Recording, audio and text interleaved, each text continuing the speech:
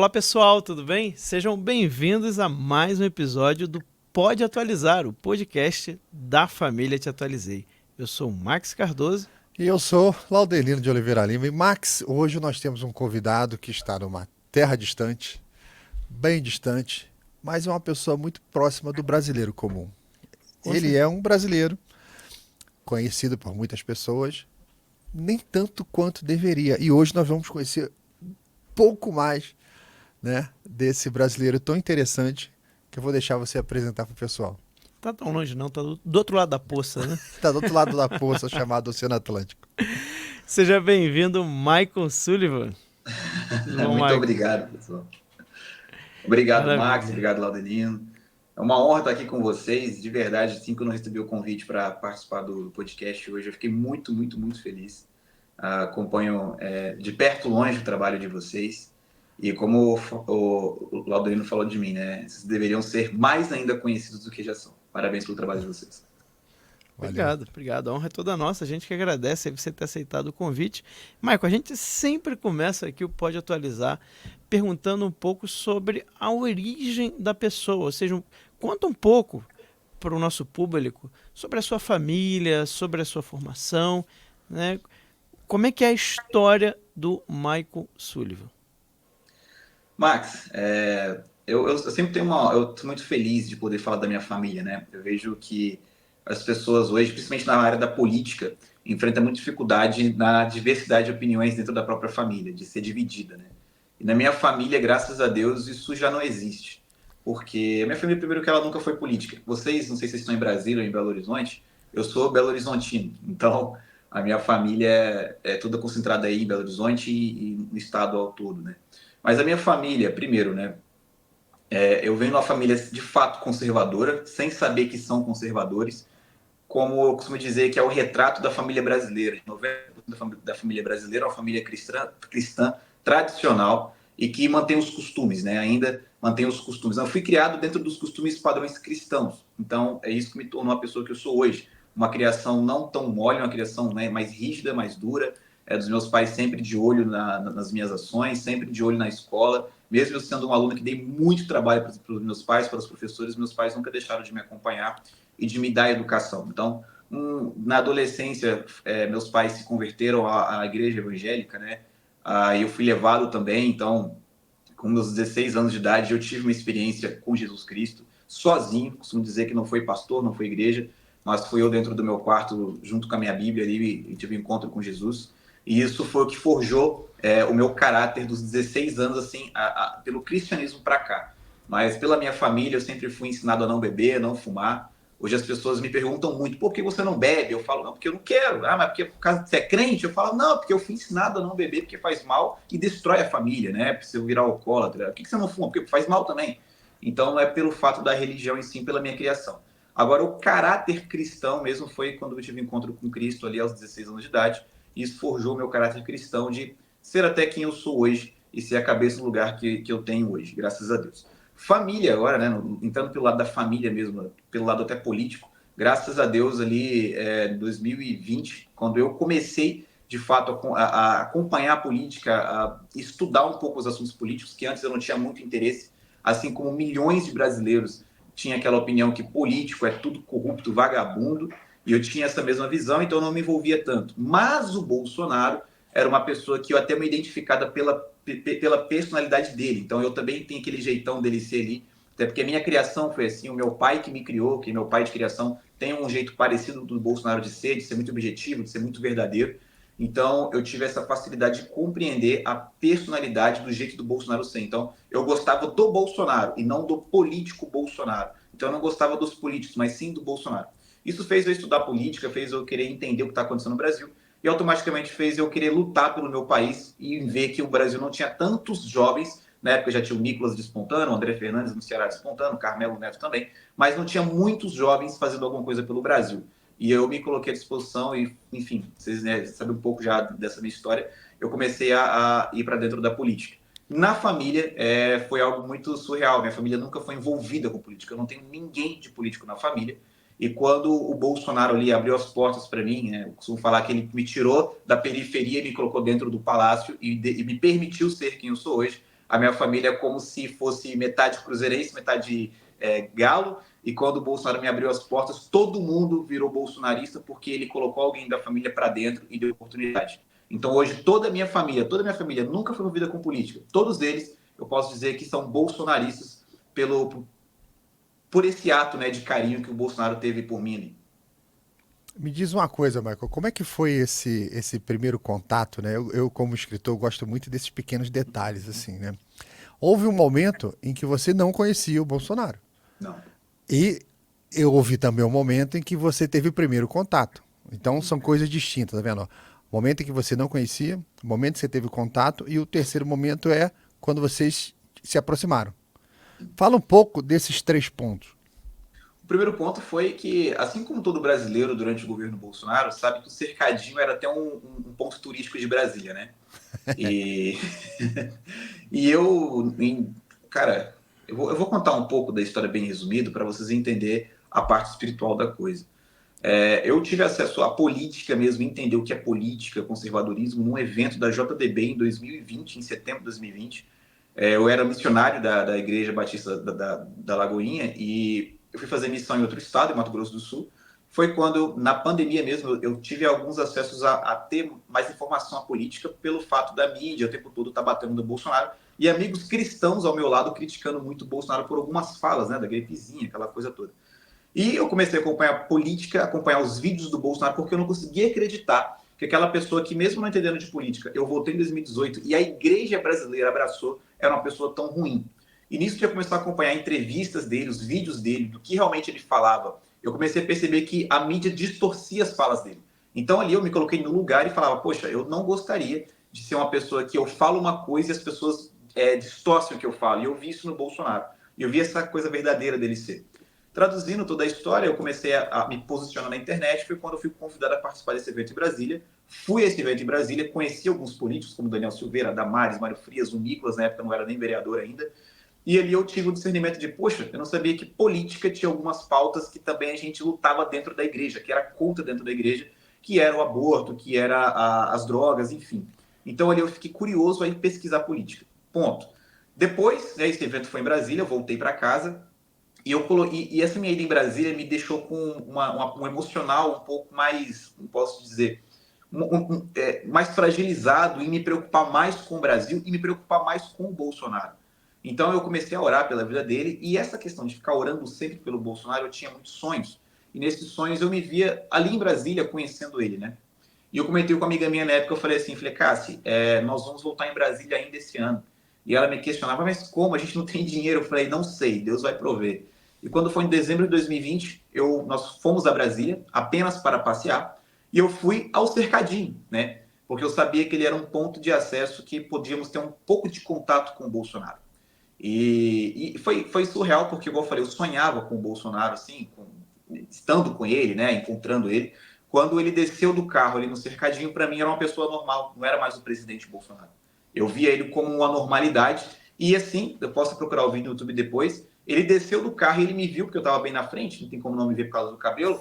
Ele já desceu assim, brincando, fazendo piada, zoando. Então não teve aquela coisa tipo, meu Deus, eu tô com o Bolsonaro. Ele tira aquela visão de presidente, sabe? Toda a autoridade que ele tem, ele tira e se coloca na posição de um tiozão.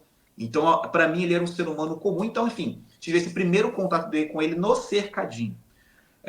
Agora a questão da proximidade. Tive esse primeiro contato, fui para casa, fiquei muito feliz. Pô, tirei uma foto com o Bolsonaro, conversei com o Bolsonaro, troquei piada com o Bolsonaro. Fui para casa, voltei de viagem, fui para Belo Horizonte. E nessa volta para casa, eu sentia muito Deus me mostrando, me dando visões, me falando para mim, olha, você vai para Brasília e você vai ajudar muito o Brasil e o presidente Bolsonaro. E eu tinha visões, eu vestido de terno e gravata ao lado do Bolsonaro. Só que na minha cabeça era loucura, porque eu pensava, não, cara, isso é mentira, não é possível um negócio desse. Não vai acontecer, porque é muito distante. Quem sou eu para um dia estar perto do presidente Bolsonaro? Eu não tenho nem faculdade, como eu vou conseguir fazer um negócio desse? O carro era na minha cabeça. E ali passou-se 2, 3 meses em oração, assim, Deus falou muito claro para mim, compra a tua passagem e vai para Brasília.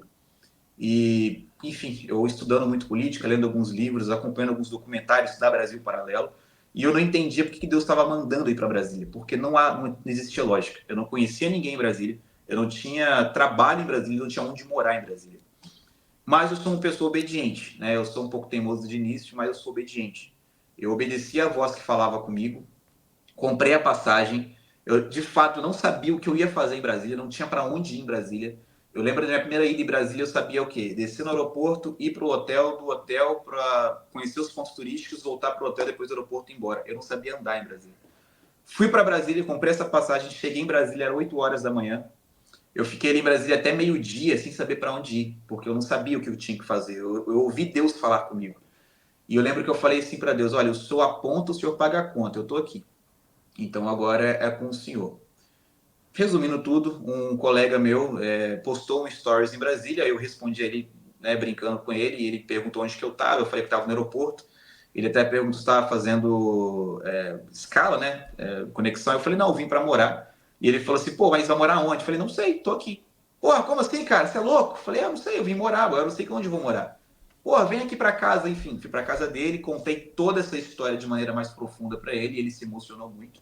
E eu lembro até hoje que ele falou assim para mim, falou, cara, o Brasil precisa de jovens loucos igual você, que estejam preocupados com o Brasil. Então é o seguinte, cara, mora aqui em casa, vamos ali, vou ver se eu compro uma cama para você, ou ver se a gente pega emprestado com alguém, mas mora aqui em casa e, cara, o que você precisar de mim pode contar, o que eu comer você vai comer, aonde eu for você vai. E ali foi o primeiro milagre que Deus fez na minha vida. Na outra semana retornei ao cercadinho, porque existia um propósito. Qual era o propósito? Eu preciso ajudar a juventude do meu país. E eu lembro que eu fui no cercadinho, o Bolsonaro, assim que desceu do carro, ele já lembrou de mim quem eu era, tinha passado uns 3, 4 meses, ele bateu, ele falou, você já veio aqui, né? Eu falei, já. Conversamos ali, ele perguntou o que eu estava fazendo ali, e falei que eu tinha ido morar em Brasília. E aí ele perguntou por quê, e eu falei, olha, eu vejo que o senhor precisa muito desse contato com a juventude, nós precisamos mostrar a verdade para a juventude brasileira. E ele falou, mas como você vai fazer isso? Eu falei, olha, eu não sei. Eu sei que eu tenho que fazer alguma coisa pela juventude do meu país. Agora, o que de fato eu vou fazer, eu não sei. Foi Deus que me trouxe aqui. E ali foi quando o Bolsonaro meio que desconfiado, assim, ele falou, pô, cara, vamos fazer o seguinte, vê o dia que você quer ir, um sábado ou um domingo, e vem almoçar aqui comigo. Aí eu, sério? Ele, não, sério, pô. Vem almoçar comigo um dia aí, vê o dia que você quer vir, se é sábado ou domingo. Isso no Palácio do Alvorada. Eu não acreditei, confesso que eu não acreditei, achei que era um papo de político mesmo ali para fazer um agrado no cercadinho, sair bem na foto. E quando ele entrou no carro e saiu, o segurança do palácio veio falar comigo, me perguntando se eu era o senhor Michael Sullivan. Eu falei que sim. E ele falou, não, deixa os seus dados conosco aí, seu número de telefone, porque se o chefe falou, ele vai cumprir. Só escolhe o dia que você quer vir e você vem almoçar com ele, e passa o dia aqui com ele. E aí esse foi o primeiro contato meu com o Bolsonaro, né? Eu ouvi a voz de Deus, fui para Brasília para ajudar o Brasil. Eu tinha a visão que Deus me deu e na semana posterior da minha chegada em Brasília, fui até o Bolsonaro cercadinho, o Bolsonaro me convidou para almoçar com ele, onde eu pude conversar e falar para ele qual que eram os planos que eu queria fazer pelo Brasil. Bom, deixa eu comentar um negócio interessante sobre o cercadinho, né? Que era uma instituição que o brasileiro perdeu, né? Não existe mais. Foi. Mas que como historiador, cara, isso existia alguma coisa similar, Max, também no tempo do Império. Você tinha uma cerimônia chamada beijamão, que você pega os historiadores modernos e fala, olha, absurdo, as pessoas iam lá para ficar beijando a mão do soberano, olha que vaidade do cara, tal, um besterol sem fim, né, do jeito que eles fazem sempre. E quando você vai entender a fundo a cerimônia, era um momento em que o soberano tinha contato com o povo sem intermediários. Olha o cercadinho aí. Sem intermediários. Então, naquele momento que o cara ia ali beijar a mão de Dom João, ou de Dom Pedro I, Dom Pedro II, eles tinham um momento ali de alguns segundos sozinhos. E o cara falava assim: o fiscal do Porto tá cobrando propina. Aí o Dom João, sei lá, o outro soberano, falou assim: interessante, qual o nome dele? José da Silva. E o cara ia embora. Aí eu fui lá no beijamão, falei coisa. E depois os caras iam atrás do fiscal. E isso acontecia. Gente que ia para pedir coisa tal. Então, esse contato do homem comum com o presidente, com o soberano do seu país, é um negócio é um privilégio, é um negócio riquíssimo e ao mesmo tempo é necessário. Eu acho que não tem nada mais democrático do que isso, né? De você ter acesso. E aqui no tempo do Império, os embaixadores, pessoal de outros países, falavam assim: Uau, eu vejo o imperador na rua. Uau, eu vi uma senhora conversando com a Leopoldina na saída da igreja. Porque em outros países tem aquele esquema de segurança, né, que separa o soberano do povo, separa o presidente do povo, ninguém encosta no cara, tal. E aqui era livre, livre para você ir lá falar. Ou seja, o cercadinho meio que resgatou uma tradição antiga. É isso aí. E você vê quando é diferente, né? Quando o presidente tem uma legitimidade, quando ele tem realmente ali o povo junto com ele. E assim, eu tô impressionado com essa história, Michael. Eu não sabia, não fazia ideia, né? E emocionante até, diria que você vê claramente aí uma providência divina, né? Até pelos frutos que você já fez nesse tempo que você está atuando. E aí, para mim, vem uma pergunta que é muito natural.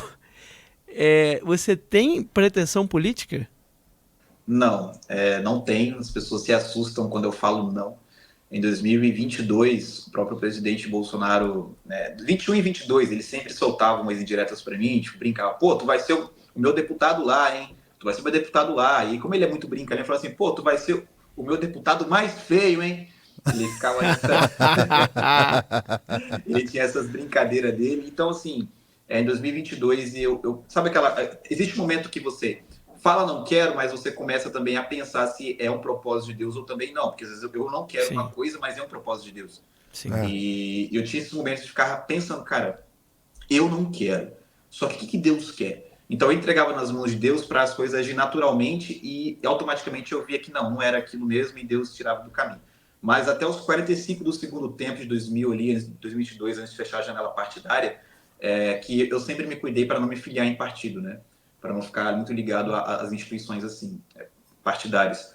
E até os últimos minutos ali, o presidente Bolsonaro, nos últimos 2 dias, ele falou: vai lá para você sair. E eu, puta merda, não, tá, beleza.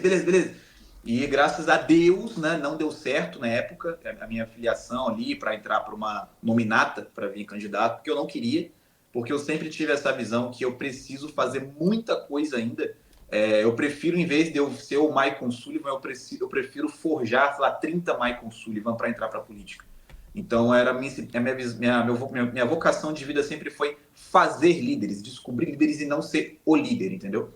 Então, não tem pretensão. 2022 não vinha deputado federal, era para eu ter vindo, as pessoas, até amigos me pressionavam, o partido fazia certa pressão. O presidente Bolsonaro não fala que ele me pressionava, mas era uma vontade dele e eu não quis.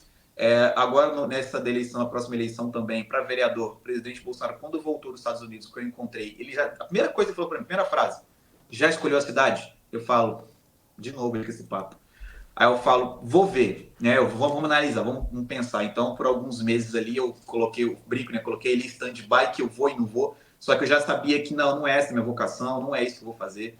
Eu tenho uma visão que eu preciso ocupar outros espaços, eu preciso treinar a juventude, preciso pegar mais jovens, capacitar mais jovens para ocupar demais espaços e não o espaço eleitoral. Então, até a gente preparar uma juventude aí para ocupar o espaço eleitoral, visto que, na minha opinião, vou ser criticado por falar isso, nós temos um parlamento ali até recheado de pessoas de boas intenções, deputados de direita, mas não capacitados para estar ali. Minha visão, trabalhei na Câmara e vi isso de perto.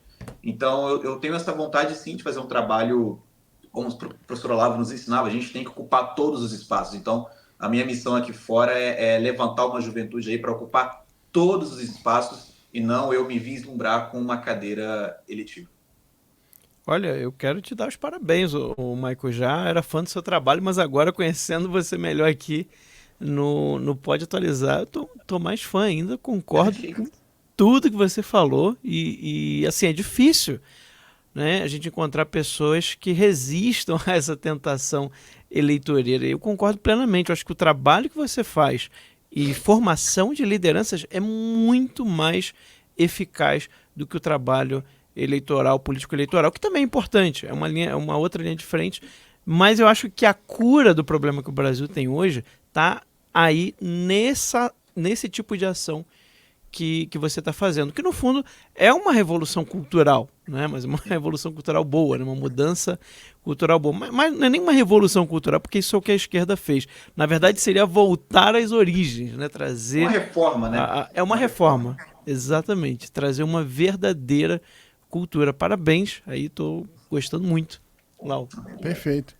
Michael, você comentou assim de relance, foi bem rapidinho, mas eu pesquei, que você teve uma experiência com Cristo aos 16 anos. Você pode contar um pouco de o que foi que aconteceu, como é que foi isso?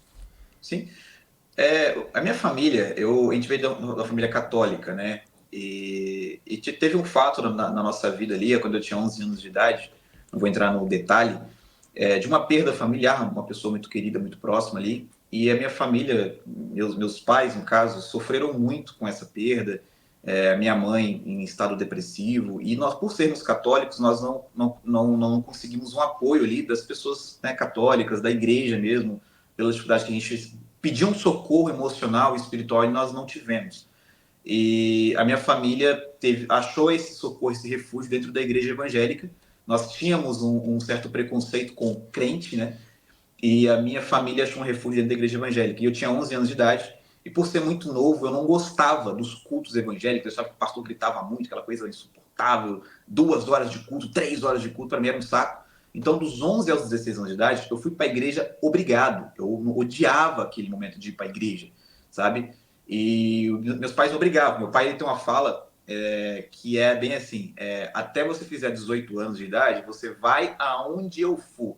Enquanto você morar debaixo do meu teto e comer da minha comida, você vai fazer o que eu quero. Então, eu era obrigado a ir para a igreja. E aos 16 anos, eu um pouco um jovem mais rebeldezinho, eu falei, cara, é o caramba que eu vou fazer isso. Eu vou começar a ler a Bíblia e vou mostrar para meu pai que esse Deus aí que eles servem, esse Deus aí não tem nada a ver com o que eles estão falando, né? Eu queria, tipo, estudar a Bíblia para debater com meu pai e desmistificar aquelas coisas da igreja.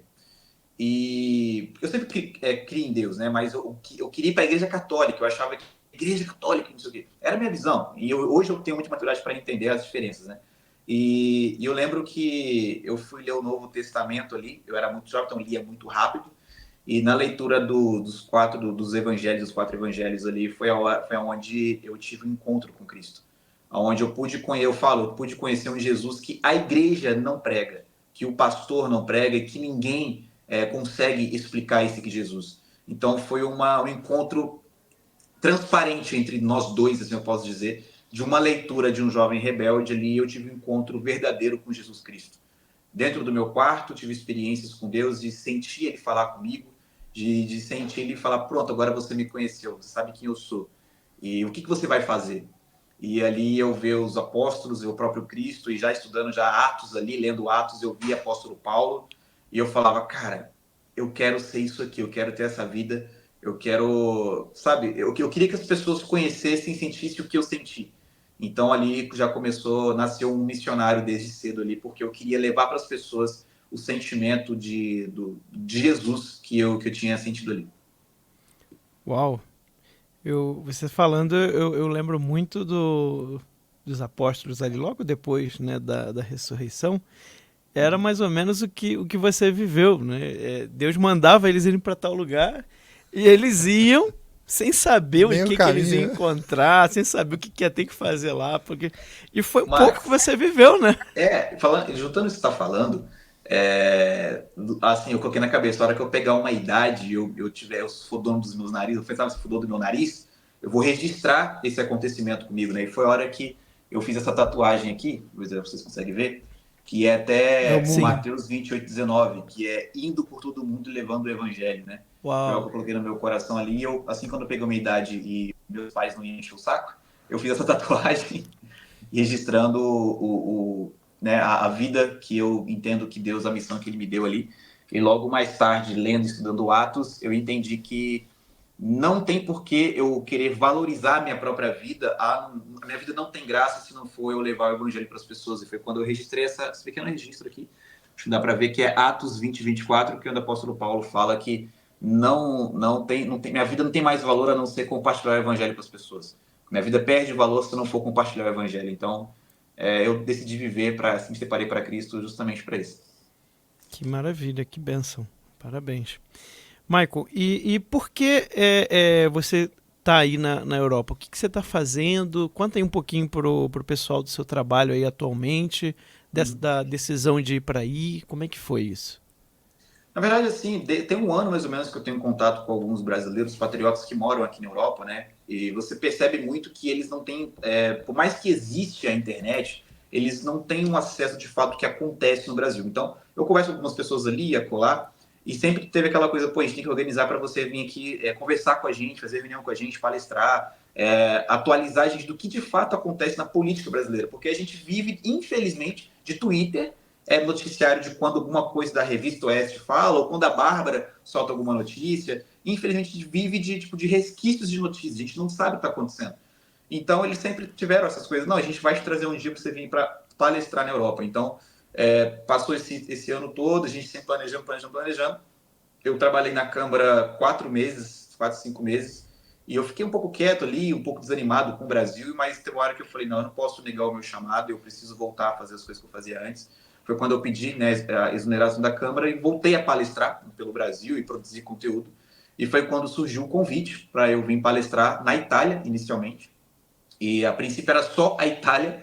E quando eu cheguei aqui, conversei um pouco com os brasileiros aqui, rolou, né, aquela que o Bolsonaro falava, pintou um clima entre a gente. E a galera aqui toda hora me convida para alguma coisa, às vezes nem organiza nada. Fala assim, Mike, você precisa falar isso aqui em Barcelona. E de última hora ali, em uma semana, eles organizam um encontro com uns 30, 40 brasileiros. Eu vou lá e bato papo. E tem um mês e pouco que eu estou aqui, ainda tenho mais uns tempos de turista aqui para curtir, né? Uns meses ainda dá os 90 dias. Então, cara, eu vou ficando, né? Eu vim só para vir para a Itália, já fui na Suíça, fui na França, agora passei em Barcelona, passei na Espanha, agora estou aqui em Portugal. Semana que vem o Eduardo Bolsonaro vai estar aqui, nós vamos fazer um evento junto, vamos palestrar junto, o Onyx Lorenzoni, o evento é pelo Veritas Liberati, que é o Marcelo aqui de Portugal que organiza esses eventos. Fui em Barcelona semana passada, estive em Portugal domingo também fazendo evento aqui. Tudo assim, pô, o Marco está aqui, vamos aproveitar que ele está aqui e vamos fazer encontro, vamos fazer uma coisa para poder conversar com os brasileiros e explicar o que está acontecendo no Brasil e o que nós temos que fazer. Então, final do mês vou estar em Roma, depois eu vou para Londres. Então, assim, graças a Deus, era para vir só para Milão, mas os brasileiros aqui vendo a necessidade de atualizar o público, acaba me organizando eventos até de última hora para me colocar, marcar reunião, enfim. Eu estou tendo a oportunidade de poder fazer essa conexão de Brasil e Brasil com os brasileiros que residem na Europa. Perfeito, Malcolm. Diz pra gente assim, as palestras elas têm sempre o mesmo tema ou o tema é escolhido? Quais são os temas das palestras conforme os países que você está indo? E a recepção, como é que está sendo essa recepção? Olha, na verdade, assim, elas se parecem. Eu sou muito de ler e sentir o público. O que eles querem, no fato, estão mais curiosos para saber. Eu não sou aquele cara de encher linguiça, não. Eu vou pegar, padronizar essa palestra e vou levar lá e eles têm que engolir o que eu falar. Cada público eles têm uma necessidade, mas no final das contas, o resumo é o mesmo. Qualquer resumo é o mesmo. Cara, agora eu e você. O Bolsonaro ele serviu como uma pessoa que abriu nossos olhos, mas a gente vai sempre ficar confiando na cereja do bolo. Que dia que você vai fazer alguma coisa? Que horas que você vai se manifestar e fazer uma coisa pelo seu país? Até que dia que você vai terceirizar o que você tem que fazer para uma única pessoa que já provou que sozinho não pode fazer nada? Então, eu sempre trago, eu inicio com, né, o início das palestras nunca são os mesmos, eu sempre tento ali fazer uma leitura de público para até não fazer extorsionar isso para mim, ganho o ambiente, né, e depois eu entro nessa pauta de olha, o Bolsonaro, para mim, eu sempre explico isso para eles, todo mundo elegeu ele achando que ele era o Moisés. Só que o Bolsonaro não é Moisés. Ele não veio para salvar ninguém e não veio para libertar ninguém. Bolsonaro tem uma visão dele ser mais um João Batista. Ele veio para preparar o caminho, ele veio para ser o primeiro para preparar o caminho para quem vem depois dele. E quem vem depois dele? Eu e você. Então, a gente sempre está preocupado com a cereja do bolo e não está preocupado em fazer e fermentar o bolo, em fazer a massa. Então, quem é a massa? Somos nós. Então, não adianta eu querer que Bolsonaro volte em 2026 se eu não fizer minha parte. Então, se capacite, ocupe espaços, ensine as pessoas, leve verdade para as pessoas. Quem tem capacidade de mostrar um futuro novo Brasil, um Brasil ideal para as pessoas, somos eu. Eu e você, somos nós. Não os políticos, né? Essa mais ou menos a pauta central da minha palestra a responsabilidade é nossa. O Bolsonaro já fez a parte dele, e se algum dia ele voltar à presidência da República, que ele tenha uma base organizada. Excelente. Inclusive foi algo que a gente percebeu nesses 4 anos de governo Bolsonaro que faltou muitas vezes. Né? Exatamente uma base organizada como você está explicando. É muito bom mesmo, tô impressionado e muito feliz aqui de estar entrevistando. Eu morei 4 anos na Espanha, né? Já tem um tempinho já isso. E eu não sei se você está tendo muito contato com estrangeiros ou se está mais com os brasileiros. Digo assim, portugueses, espanhóis, italianos, né? Nos lugares que você tem passado. Mas não sei se essa é a sua percepção, mas a percepção que eu tive é que o brasileiro, e eu acho que pode ter sido o efeito Olavo de Carvalho, ele está mais desperto para os globalistas, para o movimento mundial, né, da esquerda, da revolução cultural, do que espanhóis, né? É no caso que eu tive ele em contato, mas dos europeus que eu tive em contato em geral. Você percebeu um pouco disso aí? Ou já percebeu que os europeus já estão mais despertos? Isso eu estou contando aqui para vocês, gente, coisa de 7 anos atrás. Então pode ser que já esteja diferente. Mas eu queria saber qual é a sua percepção em relação aos estrangeiros, né? Comparando aí com os brasileiros, em relação a despertar para essas pautas que a gente aí percebe, né, do globalismo, da esquerda no mundo. Eles são. Como é que eu te explico? É porque também não houve na Europa, nos países europeus, o que nós tivemos no Brasil, né? A corrupção, né? Essa revolta popular que gerou no Brasil. Aqui é diferente o tipo de revolta que eles têm. Mas, assim, eu percebi que eles são mais inocentes politicamente. Os poucos que eu tive contato com estrangeiros, né? Eles sabem quem é o presidente, eles sabem quem é alguns parlamentares, mas eles não estão dentro do conhecimento, não conhecem tanto essa agenda progressista, globalista, como você mesmo falou. Nós brasileiros, eu acho que é mais pelo que nós vivemos, né? Nós tivemos um PT no Brasil.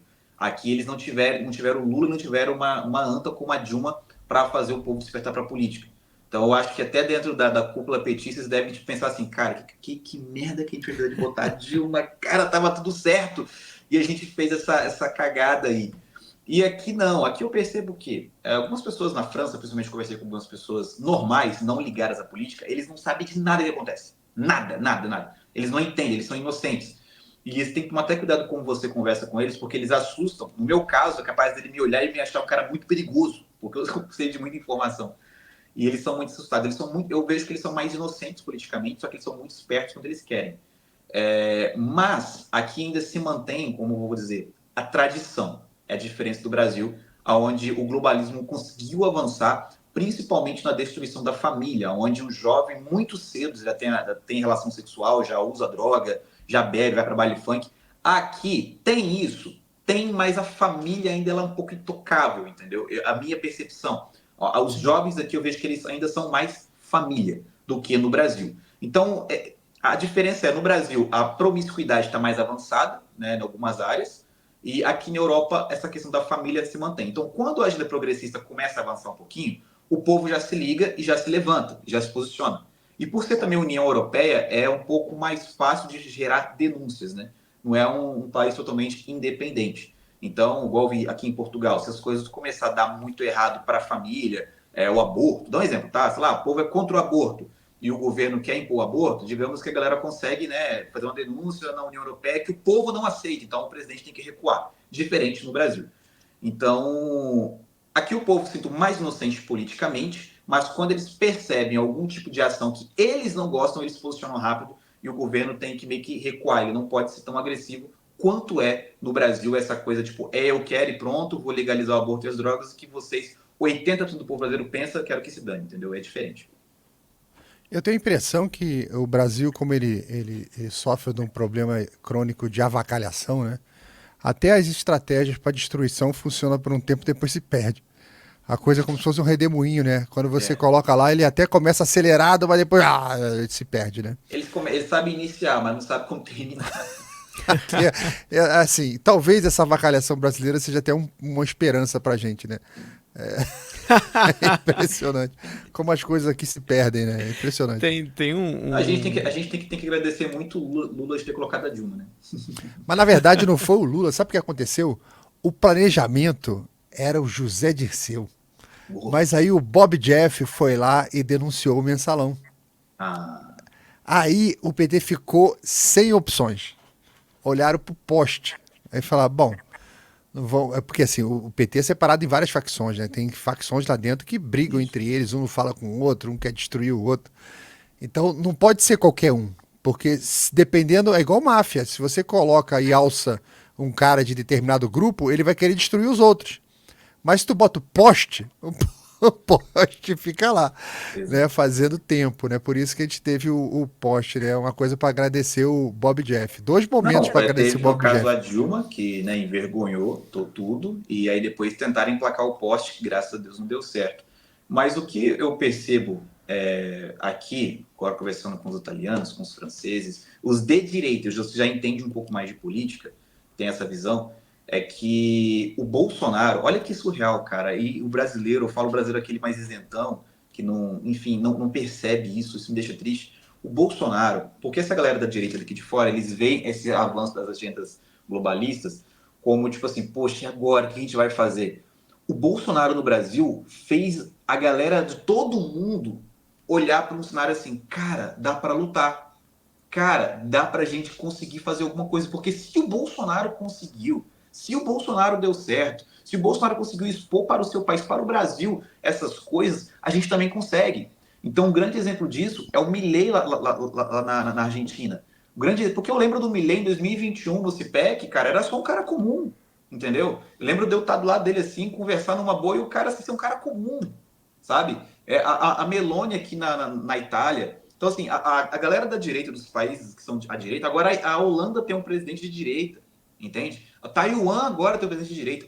A galera que antes do Bolsonaro via política como, tipo assim, cara, a gente tem que resistir só e tentar só diminuir o estrago. Agora a galera tá olhando com um olhar de esperança.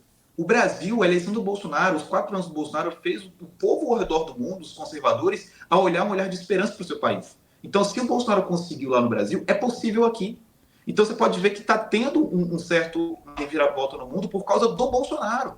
Porque a galera olha para ele, e o pessoal aqui da Europa que eu converso, que é estrangeiro, que é suíço, que é italiano, eles conversam comigo, tipo assim, cara, você conheceu mesmo o Bolsonaro? Os caras têm o Bolsonaro como ídolo, entende? Eu estava em Nyon, na Suíça, eu estava sentado numa praça, assim, no banco, gravando um vídeo ali para conteúdo, e um senhor passou por mim e começou, eu não entendo nada de francês, né? Nyon ali por falar mais francês, e começou a conversar comigo. Eu falei, só um minutinho. Peguei o tradutor, comecei a conversar com ele, enfim, trocando ideia. No final das contas, ele falou, o que você está fazendo aqui? Trabalha com o quê no Brasil? Eu falei, eu trabalho com política, né? Eu tive proximidade ali com o Bolsonaro. Ele perguntou, mas com qual política? Eu falei, de direita, Bolsonaro. Pô, o cara é fã do Bolsonaro. O cara falou, sério, poxa, eu sou cristão e eu oro pelo Bolsonaro. Juro por Deus. O cara Uau, suíço falando para mim que a igreja deles, lá na Suíça, ora pelo Bolsonaro e oraram pela caramba. eleição do Bolsonaro. Tá entendendo? Então, ou seja, o Bolsonaro, hoje ele é visto, a política do Bolsonaro, o próprio Bolsonaro, é visto como esperança para o mundo. Os países que estão hoje com a agenda mais globalista, a agenda mais progressista, que querem fazer alguma coisa, olham para o Bolsonaro com um olhar de esperança. Se conseguiu no Brasil, a gente consegue aqui. Entendeu? Teve ontem o resultado das prévias lá Exato, ia falar isso agora, do lá Trump. com o Trump, né? Aí eu vi um corte de um comentário na Bobo News, né? Deu quase 60%, deu quase 70%, 60 e poucos por cento, quase 70% pro Trump, né? Foi 51%. Então foi quase 60, né? 51. Aí os comentaristas da Bobo News falando assim, é impressionante como essa bolha da direita, ela não sai daqueles assuntos, elas não sabem o que está acontecendo no mundo. A gente vem aqui falar e as pessoas não escutam. Vão lá e votam no Trump. Aí eu fiquei assim, cara, é muito nível de retardada. Elas acham que os americanos assistem a Globo News. Porque ela falou, eu venho aqui, conto, e eles continuam na bolha. Ele acha que o negócio deu quase 60%, eu posso chamar de bolha. Uma bolha Quebrou com o recorde, 60% ele quebrou não o é uma recorde bolha. histórico de votação na não é uma primária bolha. naquele estado, né, de É, Iowa. Quebrou ou seja, o recorde. o Trump... O recorde anterior, para vocês terem uma ideia, né, o outro político mais votado numa primária como essa, ele ficou com diferença de 12% para o segundo lugar. Nossa, é muito O grande. Trump ficou com uma diferença de 30%. Ou seja, ele mais que dobrou o recorde anterior. Tanto que todos os comentaristas, todos, da Bobo News, a Clinton News Network, a CNN, todos eles falando assim, vai ser o Trump. Vai ser o Trump, vai ser o Trump, não tem jeito, vai começar tudo de novo e tal. Ou seja, o que o Trump fala não é diferente do que o Bolsonaro fala. Que o suíço, né, que é a maior democracia do mundo, é a Suíça. Né? Exato. Por uma série de motivos aí que a gente pode explicar outro dia. Mas Bolsonaro, Trump e o cidadão que você conversou, todo mundo está falando a mesma coisa, né? Eles estão falando de liberdade. Eles estão falando de honestidade, transparência, de fazer a coisa certa para o povo. Sim. E aí você vê como o trabalho, né, nosso aqui, e principalmente o trabalho do Maicon, né, esse podcast tá me enchendo de esperança, viu, Maicon? Você tem que ver outras vezes aqui, porque a gente só dá notícia ruim, né? E você veio aqui trazer boas notícias. Me encheu de esperança mesmo. Mas você vê como que esse trabalho é importante, porque os seus vídeos e os vídeos das pessoas que estão trabalhando na internet para trazer a verdade para as pessoas, eles vão viralizando, eles vão acabar chegando em estrangeiros ou em brasileiros que moram lá fora. E aí esse conteúdo vai acabar sendo traduzido, às vezes em algum corte ou outro. Porque você imagina, Michael, não sei se você parou para pensar nisso, quantos filtros esse suíço que você conversou teve que passar, quanto obstáculo ele teve para saber quem é de fato o Bolsonaro. Porque se ele estivesse assistindo só a Reuters, né? Isso. Só as CBS, agências, né? Só a BBC. Se ele estivesse escutando só as agências de notícias lá da Europa, ele não teria essa visão do Bolsonaro. Ele teria uma visão de um Bolsonaro, de um espantalho, né? Eu tava na França, no interior da França, em Bretanha, e aí uns amigos vão falar, bora jantar, tem que eles falam bar aqui, né? Restaurante é bar à noite. Bora num bar lá. Eu falei, vambora num bar. Chegamos lá e tal, enfim. E por eu tava no interior da França, então, ou seja, em Paris, é normal ter Black Power, é normal ter muito negro lá agora, muito africano, mas no interior não. Então eu cheguei lá e tal, pô, eu não bebo, tomando meu suco ali, normal. E aí chegou um francês e começou, tipo, pô, seu cabelo é da hora, trocar ideia comigo, brincar. Eu, pô, numa boa. Pô, tu é de onde? Eu sou brasileiro. Aí ele olhou assim e falou assim, brasileiro? É onde tem um presidente racista? Aí eu falei, meu Deus. Falei, quem? O Lula? Falei pra ele. Aí ele, não, Lula não, o outro. Eu falei, Bolsonaro? Ele, esse aí. Eu peguei meu celular assim, peguei minha foto com ele. Falei, esse aqui? Pô, o cara deu um pulo. Aí eu falei, pô, irmão. Ele assustou. Pra gente contar uma... Aí ali eu tinha oportunidade de 10 minutinhos contar pra ele quem era Bolsonaro e ele ficar assim, eu não sabia. Aí, por quê? O cara vê os noticiários da forma que a mídia vende pra ele que o Bolsonaro é um racista. Tá entendendo? Que ele é um machista. E aí eu falei, pô, cara, olha como é que são as coisas. Aí o cara ficou assustado, porque eu expliquei pra ele, eu falei, pô, você acha que se ele fosse racista, eu tava aqui?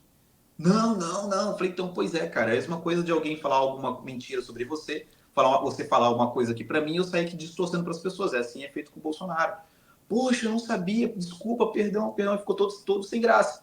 Então você vê, infelizmente, tem muita gente na Europa que tem essa visão que o Bolsonaro ele é um extremista e ele é um racista, né? Eu conversei com uns 5 franceses, mais ou menos assim, que eu tive essa oportunidade de distorcer essa visão que eles tinham do Bolsonaro errada. E essas outras pautas brasileiras que, além da desinformação da questão do Bolsonaro, levaram também a desinformação da questão Yanomami, a questão da Amazônia. Como é que tá aí? Você conseguiu entrar nesses assuntos, nessas palestras, nesses contatos? Nas palestras, não, mas em conversas informais, né? Sobre Yanomamis. Mami. Isso aí mesmo. Não entrei muito a fundo, mas aqui o europeu, ele se sente. O Macron conseguiu fazer isso. Eles se acham donos da Amazônia. Eles falam da Amazônia como se fosse deles, né? Eles são os donos da Amazônia. Só que a gente consegue mostrar, eu consigo rapidamente mostrar que como que é o inverso daquilo que eles acham que é, né? E o Macron hoje aqui na Europa e na França ele está isolado, né? Não sei se vocês sabem um pouco disso, Ele está isolado até da sua própria base. Então assim, mas o europeu, o suíço, o italiano, essa galerinha aí que entende um pouquinho de política, eles se acham os donos da Amazônia. Isso é impressionante como eles acham que eles detêm o poder da Amazônia.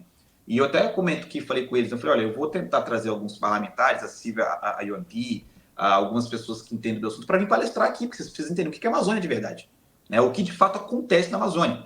Mas, assim, vou te falar, a galera aqui, eles já estão abrindo o olho. Eles já estão abrindo o olho porque no governo Bolsonaro eles viam o Bolsonaro apanhar muito sobre esse assunto e eles criticavam o Bolsonaro. E eles estão vendo que agora no governo Lula tá acontecendo, eles veem, tá acontecendo coisa pior e ninguém tá falando nada.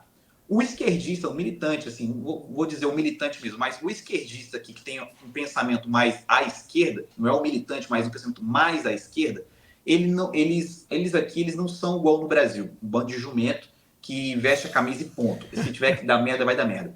Aqui, como eu falei, o Macron perdeu a base dele, ele não tem mais a base política dele. A própria esquerda, né, a esquerda francesa, o parlamento esquerdista francês, já não quer muito papo com ele e não vê a hora que ele saia também, tá?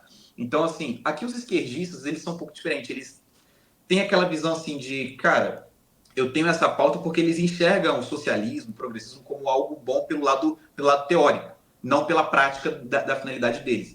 Então, como aquela coisa, né? O socialismo no papel é muito bom, a gente sabe disso, mas sabe que na prática não vai ter nada daquilo. Então, eles têm essa inocência.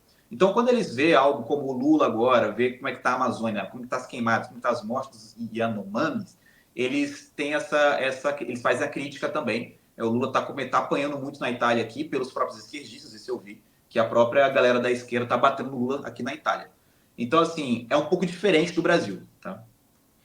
Muito legal. Faça isso, viu? Leve mesmo aí o pessoal para poder falar Ricardo Salles. da Amazônia, né, pros europeus, porque eu acho que precisa muito, muito. Meus pais, na época do Bolsonaro, eles participaram de um evento na França e tinha lá os franceses. Aí meu pai ele trabalha com a parte artística, ele fez, né, uma coisa com a Amazônia, aí vem um francês e falar com ele, mas o seu presidente não, né, era época do Bolsonaro, né, não respeita a Amazônia, não protege a Amazônia. Então, quer dizer, os caras essas narrativas chegam e elas acabam entrando. Então leva mesmo, Michael, assim, reforço aí essa sua vontade, porque eu acho que é muito importante. Eu percebo que o esquerdista europeu aqui, eles são um tipo de, tipo, no Brasil seria o centrão, né? O cara isentão. Então ele vai bater no Bolsonaro e vai bater no Lula, entendeu? É a visão que eu tenho deles aqui, que eles não têm esse político de estimação. É que do Brasil é comum, o Laudolino é historiador, então ele sabe mais disso, é comum no Brasil a gente ter que ter ídolos, né? A gente sempre quer ter um ídolo para poder idolatrar. Então, ou é de direita ou é de esquerda. Aqui na Europa já não tem isso. A galera bate quem tiver que bater, entendeu? Essa é a diferença. Um exemplo que eu estava conversando com minha amiga da Itália, perguntei para ela falou assim, aqui tem as pautas progressistas sim, mas, por exemplo, a Itália é um país católico, em suma, é massivamente católico, então é um país tradicional. Então, por exemplo, é legalizado o aborto na Itália, só que não tem tanto aborto na Itália, porque o jovem é consciente que abortar não é legal, entendeu? Tipo, só um exemplo, não é legal abortar. Então, as pautas feministas na Itália não avançam. Não avança por causa da cultura do país. Então, a agenda progressista ela tem um limite. Quando ela começa a caminhar, vem. Opa, não, isso aqui envolve o cristianismo, envolve nossa tradição, a gente rejeita. É isso que coloca uma diferença do Brasil. E, Michael, a gente vê o seu trabalho nas redes sociais e a gente percebe aí a questão da perseguição, né? Que também todo mundo aí que está à direita tá, vamos dizer assim, sendo vítima disso daí. Eu queria que você falasse um pouquinho como é que tá essa perseguição, aumentou, diminuiu, né? Você continua sendo muito perseguido, como é que tá isso? Eu costumo falar que a esquerda no Brasil, eles têm quase tudo. Eles têm a OAB, eles têm a CNBB, eles têm o Grupo Unido dos Garis, Sindicato dos Garis, Sindicato dos Ônibus, eles têm tudo. Eles têm o STF, eles têm o TSE, eles têm tudo que eles querem. Tem um Congresso para eles, tem tudo. Só que eles não têm duas coisas. Eles não têm a rua e eles não têm internet. Isso é o motivo que eles estão perseguindo as pessoas da rua. Então eles começam a prender as pessoas para gerar um medo. Então, ou seja, eu não vou conseguir ter a rua. Eles reconhecem que nós somos maioria na rua e somos maioria na internet. Então eu não vou conseguir ter as ruas como os conservadores têm. Então eu vou censurá-los. Como? Colocando medo. Então eu vou começar. O dia 8 de janeiro é um grande exemplo disso. Então eu vou sair prendendo um monte de gente para fazer as pessoas ter medo de ir para a rua. Segundo ponto, a internet. Por que essa pressa toda em passar essa PL 2630? Porque eles reconhecem que na internet, cara, a internet ela dá voz para as pessoas. A internet deixa as pessoas, sai daquele monopólio da mídia, sai do monopólio ali da Globo, sai do monopólio da Folha, sai do monopólio da Band, da Record, do SBT. Então, eles viram que o Trump e o Bolsonaro foram eleitos pela internet, porque o povo tem acesso à informação. Então, qual que é a estratégia de perseguir a galera? É tirar o povo da informação, é fazer o povo ler, ouvir e assistir aquilo que somente eles querem.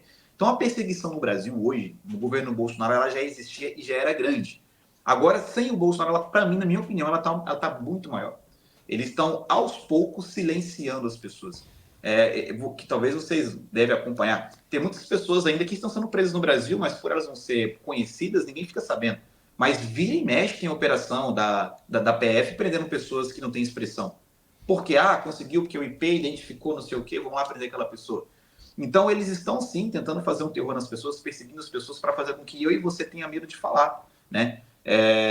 Você vê, hoje a gente tem que parar e pensar. Quando a gente foi começar o programa, o Laudolino perguntou, pô, tem alguma restrição? Olha que a gente chegou ao ponto que a gente chegou, cara. De ter que pensar no que eu vou falar. Eu não posso mais falar o que eu quero, eu tenho que polir o que eu vou falar, porque a minha fala pode me dar 17 anos de cadeia. Entendeu? Minha opinião. Então, assim, a perseguição no Brasil, ela tende a aumentar. Eu não falo isso para as pessoas ficarem tipo, agora lascou. Meu Deus do céu, agora... Não. Tende a aumentar e as pessoas têm que começar a olhar a crise, olhar as dificuldades para nos dar ânimo para poder fazer alguma coisa e não desistir. Se fosse para desistir, o Bolsonaro já tinha desistido, o Nicolas tinha desistido, a Bárbara, muito perseguida, já teria desistido. Não, hoje a Bárbara, posso dizer que quanto mais ela apanhou, mais ela cresceu. Então, que a gente se olhe como cristãos de verdade. O que é ser um cristão de verdade? Se você mata um, vai nascer 100. Então, se persegue um dos nossos, tem que nascer 100. Entendeu? Tem que incomodar esse povo. Muito bom. Perfeito. É assim que a gente vence. Vence quem resiste, vence quem dura mais tempo, né? Exato. Como diz o Olavo de Carvalho, sabe quando eu vou parar? Nunca. Ninguém nos dete. Ô, Michael, conta aí pro pessoal de onde que você tira essa força para lutar. Você fez essa pergunta pro Bolsonaro, agora eu tô devolvendo essa pergunta para você. Olha, eu tiro muito da minha fé, cara. Essa resiliência, a minha vida, eu não gosto muito de expor um histórico da minha vida. Um dia eu posso fazer isso, não sei, eu posso me preparar para contar, porque envolve pessoas da minha família. Mas a minha infância, eu tive processos na minha infância que não foi tão fácil, não foram fáceis. Eu tive que resistir coisas na minha infância que não foram, né, um mar de rosas. Então, desde a minha infância, eu falo desde o meu nascimento, desde o ventre da minha mãe, eu encontrei muitas dificuldades, entende? Então, assim, eu acho que desde o ventre da minha mãe, a minha fé no crescimento, as dificuldades que eu passei na infância, eu sempre tive um pensamento altruísta, eu nunca me senti derrotado. Então, as dificuldades, eles sempre me fizeram, tipo assim, eu sou muito competitivo. Então, se hoje eu perco, cara, eu tenho desculpa a expressão, eu tenho um tesão em voltar amanhã e vencer. Então, sei lá, eu entro no ringue hoje, eu apanho, cara, eu quero marcar o revanche amanhã, eu quero dar um pau naquele cara. Eu sou assim, eu não sei perder, eu não gosto de perder. Então, e a minha fé me ensinou a ser persistente, sabe? E eu sempre me baseio em Cristo. Eu sempre olho para Jesus e falo, pô, mas se ele resistiu, cara, porra, cara, isso que eu tô passando não é nada pelo que aquele cara passou. Porque também ele teve dificuldades políticas no decorrer da vida dele. Ele enfrentou pessoas ali, tipo, eu sei que ele já sabia que ele ia se decepcionar, talvez com Pedro, com Judas, ele sabia. Mas, cara, ele também foi ser humano, ele teve sentimentos. Então, por mais que ele sabia que Judas ia me trair, eu acho que eu sinto que Jesus fala assim, cara, eu sei que você vai me trair, mas, pô, cara, não faz isso não. Porque dói. Jesus nos amou Judas também, então ver um cara que ele amou, distraído por aquele cara também dói. Então, eu sempre vejo Jesus como a minha referência. Pô, se ele suportou, eu também posso suportar. E a minha conversão ao cristianismo me deu mais essa base de suportar as dificuldades e as adversidades. E também no meu processo, já tive depressão e eu, né, hoje o Brasil está um pouco mais maduro para entender o que é isso. E na minha época que eu tive depressão, 2018, 2019 ali, as pessoas não entendiam muito o que é uma depressão. Então, eu via muitas pessoas olhar para mim com olhar tipo assim, pô, você está de frescura, cara. E eu sempre entender, poxa, eu tenho uma missão nesse mundo. Eu sei que Deus me separou para uma missão e eu preciso concluir essa missão. Eu não gosto de começar algo e não terminar. Mesmo eu tendo TDAH e tenho a tendência a não começar as coisas e não terminar, mas eu sempre tive essas coisas assim, eu preciso começar e terminar. E Deus me comissionou algo, eu tenho que terminar. Então eu tive depressão e falei, cara, eu não posso me matar porque eu tenho uma missão para terminar na minha vida ainda. Eu tenho que levar o evangelho para as pessoas. Eu preciso terminar essa missão. Então, quando eu tive depressão ali durante um ano e meio, eu venci ela sozinho, eu e Deus. Então, eu sou acostumado a sofrer entre somente juntos, eu e Deus. Então, a minha força, essa resiliência que eu sofro hoje é como o Bolsonaro falou, né? É missão de Deus, pô. Bora, vamos lá. Ô, Muito Michael, legal. como você está em Portugal, você está em Lisboa, eu vou te dar uma dica de turismo para você fazer aí na cidade. Você vai. Tem dois lugares que você tem que ir, tá? Vou anotar aqui. Anota aí. Um é um lugar chamado Convento de Cristo, que fica na cidade de Tomar, que é um castelo templário. A dica é para você e para todo mundo que está É assistindo isso que a eu ia gente falar, dica para a família, que te passa atualizei aí também. a Aí, fazer olha uma aí. viagem em Portugal e tal. Na cidade de Tomar tem o Convento de Cristo. Por que ele é importante? Ele é o maior castelo templário da Europa e lá nesse Convento de Cristo tinha um grão-mestre. Esse convento é enorme. Ele tem um aqueduto romano levando água para o convento, tem plantações em volta e tal.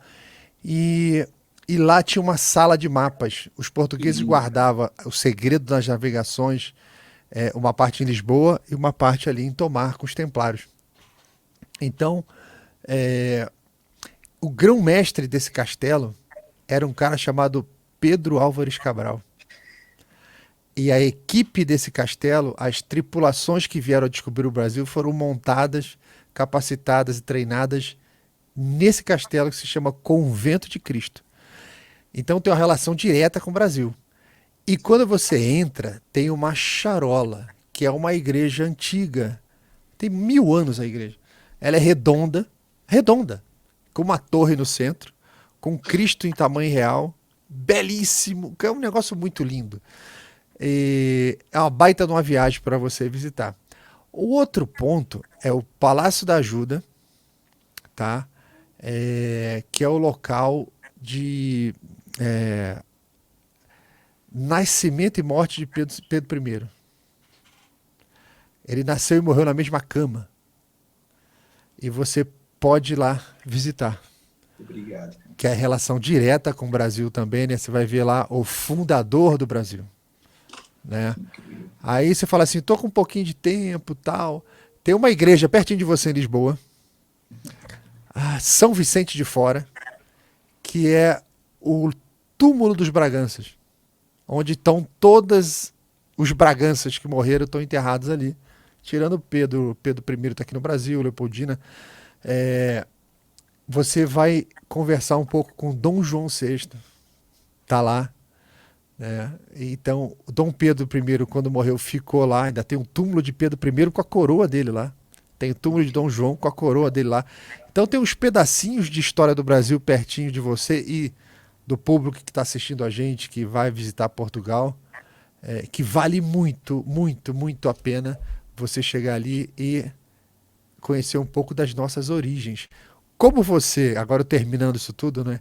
Como você está em Lisboa, eu queria que você falasse um pouquinho se você teve alguma sensação, alguma coisa relativo a olhar para esse ambiente que você está vivendo hoje e falar assim: isso parece o Brasil. Eu acho que nós somos portugueses, de alguma maneira. Diz pra gente aí. Tadeuno, primeiro de tudo, né? Assim que terminar aqui, pega o meu contato com o menino que conversou comigo, Daniel. e aí a gente troca contato ali, tá? E aí eu anotei algumas coisas aqui, você me passa mais dicas, a gente mantém amizade, Max também, tá? Claro. E a gente mantém amizade. Cara, você falou tudo, pô. Eu ando aqui em Lisboa, um pouco que eu andei aqui, eu falo, meu Deus do céu, parece que eu tô no Brasil, cara. É muito parecido, é muito parecido. Só o clima que muda um pouco, né? Mas eu vi um pouco dessa aparência em Barcelona também. Barcelona, ela parece um Rio de Janeiro dos sonhos, entendeu?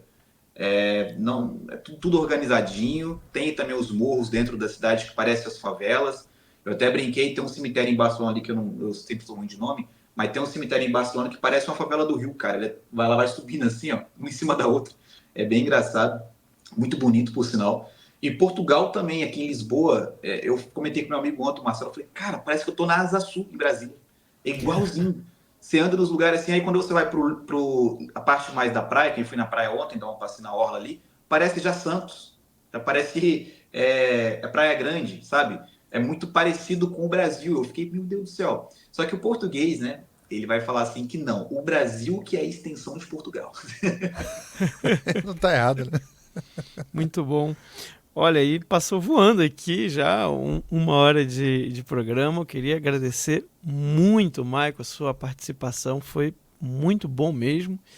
E conta um pouquinho aí para o pessoal das suas redes, né? Quem aí, talvez possa ter gente que não te conheça, acho difícil, mas como é que as pessoas podem te encontrar aí nas redes sociais?